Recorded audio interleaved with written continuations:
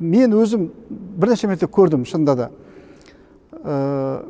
Жаңағыдай неке мәселесінде мысалы үшін сенің ата-анаң намаз оқымаса, сен оның разылығын алу керек емессің деп біздің қыз балаларымыздың миын ашытып, оларды өздерінің жамағаттарымен некелеп, артынан оның бір жауапкершілігі жоқ, талақ қылып, оны екінші біреуге некелеп, дінді шынында да ойыншыққа айналдырған ең зиянды топ осы псевдосалафиттер болды.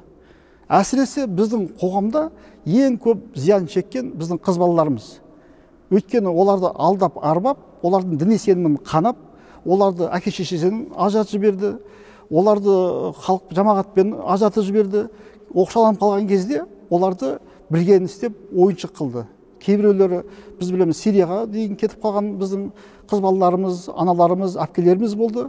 Осылардың барлықтарының осындай діни қақтығыстарға, болмаса діни соғыстар болған жерлерге шығып кетуіне себеп болған ең маңызды мәселе осы псевдосалафиттердің дінді бұрыс насихаттауы нәтижесінде жамағаттың миын ашытып, оларды қоғамнан бөліп тастауында болып отыр. Әрине, қоғамнан оқшауланған, ешқандай қолдауы қалмаған әлсіз топтар амал жоқ түбінде солардың айтқанына көніп, тіпті біздер жихад жасағандары болды.